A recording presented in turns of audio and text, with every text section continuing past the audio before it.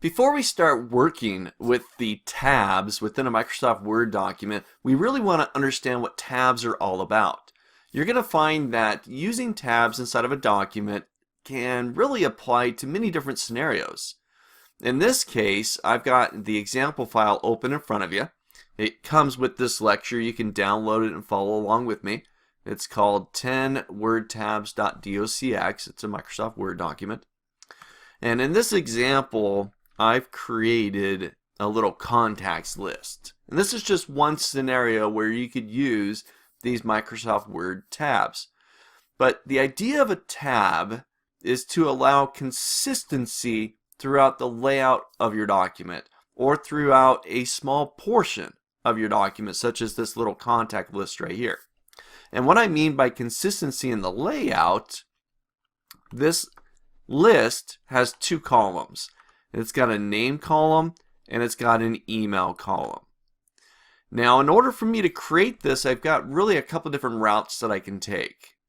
I could jump down, type in Joe, and then hit my space bar a bunch of times on my keyboard to get the space that I need between the name column and the email column. And then I'd drop down to the next row, type in Brent, and then I'd hit my space bar a bunch of times, 1, 2, 3, 4, 5, 6, 7. You ever do that before? To be able to create a bunch of space to get to the next column. Well, this creates a little bit of inconsistency in the layout of the document because you may not be hitting the space bar the proper number of times. You may have to delete spaces or add more spaces to be able to create the same consistency and layout in the space between these two columns. Well, tabs fix this problem. Now, by creating what we call tab stops, I use my tab key on my keyboard. That's why they're called tab stops. You use your tab key. I tap the tab key once, and it jumps to a predetermined location inside the document. In this case, it moves me all the way from the name column to the beginning of the email column. And it's nice and clean, a nice clean straight line right there inside that column. And I can keep creating additional columns here. Maybe I'm going to have a department column or a position column or whatever we're going to have there. But I would create an additional tab stop that when I hit my tab key on my keyboard, it would jump over to that location within the document and create that nice clean line, that nice clean layout within my list.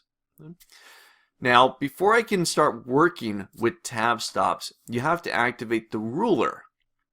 So I'm going to go up to my View tab, top of my screen, and I'm going to make sure I turn on Ruler. Now, when I activate that, I'm going to go ahead and highlight my little list here just so you can see. Up inside the ruler, and it's really small, but there's what looks like a little L right there, little black L. That's my tab stop, and it's sitting there right at the 2-inch mark. And that, if I could draw a straight line, is right in line with my email section. Okay? So now every time I hit my tab key, it jumps me right to that 2-inch mark. Right to that 2-inch mark. No matter how big the first name is here, I could drop down a line. Here is another name. Now that's much larger. But when I hit my tab key, it takes me right to that spot, that 2-inch marker right there. So this is what I'm going to have you experiment with, and we're going to talk all about this. We'll see how to create tab stops, how to place them up inside your ruler, how to then utilize them to create that layout within your list or within your document somewhere within there. And we'll see how to manipulate your tab stops and see different types of tab stops as well. So jump to the next video and let's try this out.